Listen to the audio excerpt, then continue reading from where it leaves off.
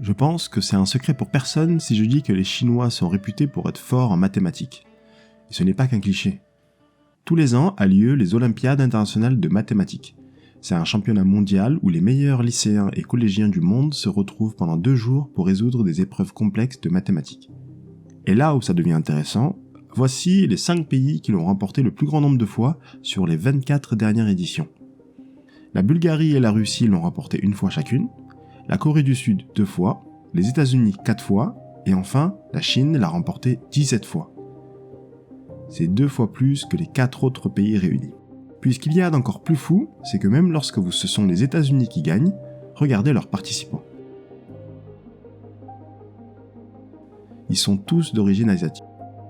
Bref, je pense que vous avez compris là où je veux en venir. Maintenant, la question est, pourquoi les Chinois sont forts en mathématiques ?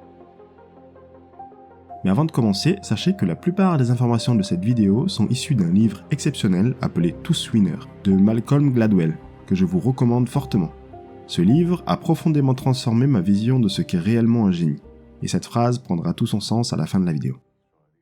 L'une des principales raisons qui explique que la Chine ait gagné 17 des 24 dernières éditions des Olympiades est que la Chine, depuis des milliers d'années, cultive le riz. Et d'ailleurs, c'est le cas pour une grande partie de l'Asie, et la culture du riz ou riziculture possède 2 caractéristiques particulières qui ont façonné les habitudes du peuple chinois. La première est que la culture du riz est l'une des cultures les plus laborieuses en plus d'être extrêmement complexe. Et la deuxième, c'est que l'eau nécessaire à la riziculture est obtenue par irrigation. Et c'est l'une des différences majeures qu'il y a entre la culture du riz et les autres cultures telles que le maïs ou le blé. La riziculture ne dépend pas de la pluie. L'eau nécessaire à la culture du riz est obtenue par irrigation. Les champs de riz sont donc taillés à flanc de montagne en une série élaborée de terrasses ou minutieusement construits à partir de marécages ou de plaines de rivières. Ce qu'il faut retenir de cette phrase, c'est que les rizières sont construites. C'est-à-dire que les riziculteurs creusent des tranchées pour irriguer l'eau et l'entourent d'un système complexe de digues pour avoir assez d'eau pour inonder la plante à la bonne hauteur pendant toute la durée de la culture.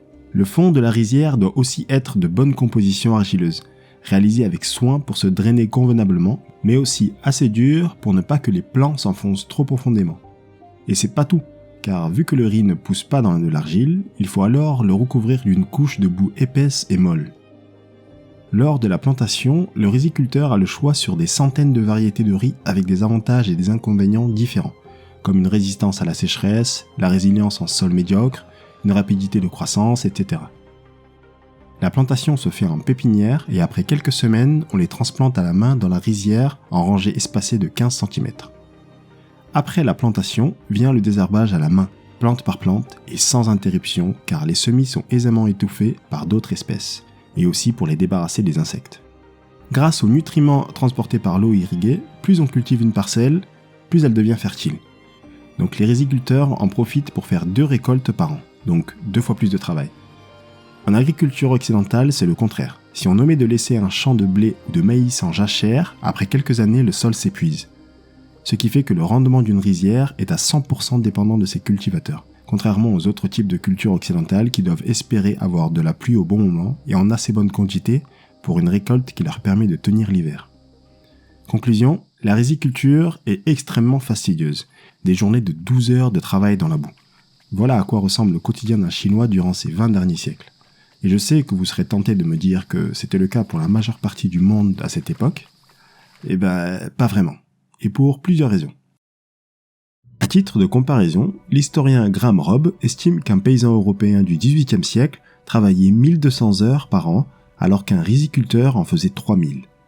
Les paysans européens allaient même jusqu'à pratiquement hiberner durant l'hiver pour consommer le moins de ressources possible. Imaginez un instant la vie d'un riziculteur chinois. Plus de 3000 heures par an passées penchées sous le soleil à creuser la rizière, planter, désherber, tout ça pour améliorer la récolte. Ce qui poussait les Chinois à travailler autant n'est en rien lié à leur personnalité de travailleurs nés ou à quelconque gène leur donnant un amour pour le labeur. Non, pas du tout. Ce qui poussait les Chinois à trimer autant était que ce travail avait du sens. Comme le dit Malcolm Gladwell dans le livre, dès le départ, il y a une relation claire en riziculture entre l'effort et la récompense. Plus on travaille dans une rizière, meilleur est son rendement. Cela paraît peu comme ça, mais ce simple fait d'être maître du rendement de la rizière conditionne le fonctionnement de tout un peuple. Les peuples riziculteurs grandissent et évoluent avec l'idée que plus ils travaillent, plus ils réussissent. Ce système de pensée mène alors à des proverbes, des citations ou des histoires racontées par leurs ancêtres différentes que ce que l'on peut entendre en Occident. L'Europe étant majoritairement croyante, nos ancêtres nous disaient de prier Dieu d'apporter la pluie, alors que les ancêtres riziculteurs apprenaient à leurs enfants à ne pas dépendre du ciel pour leur nourriture, mais plutôt de leurs deux mains. Je précise, cela ne veut pas dire que la culture asiatique est meilleure que la culture occidentale. Elles sont juste différentes. Elles ont toutes les deux été façonnées par des siècles d'environnement et de besoins différents. Et bien sûr, ce n'est pas le cas pour 100% de la population. On trouvera très bien des gens capables d'abattre 18 heures par jour de travail en France, tout comme on trouvera des fainéants chinois. Maintenant, faisons un bond de quelques siècles jusqu'à l'Asie moderne et voyons comment les peuples asiatiques étudient aujourd'hui. Réveille-toi. Je peux encore dormir 10 minutes, s'il te plaît, maman. Si Yoon-jae a autant de mal à se réveiller, c'est parce qu'il dort très peu, pas plus de 5 heures par nuit. Un rythme incroyable pour un adolescent en pleine croissance. Le reste de son temps, il le consacre à ses études. Son rêve serait d'intégrer, après le bac, une prestigieuse université. Et pour ça, il doit faire partie des meilleurs. C'est parti pour son marathon quotidien. Plus de 15 heures d'études tous les jours, de 8 à 1 heure du matin. Un emploi du temps démentiel, unique au monde. Il est 16 heures, les cours se terminent, mais le marathon quotidien de Yoon-jae continue. Après avoir passé plus de 7 heures au lycée, il doit maintenant enchaîner 5 heures de cours particuliers. J'irais bien me reposer, mais la journée n'est pas encore finie pour moi. Mais le plus incroyable, c'est qu'après avoir passé 12 heures dans des salles de classe, Yoon-jae n'a toujours pas fait ses devoirs. Alors avant d'aller se coucher, dernière halte dans la salle d'études de sa résidence.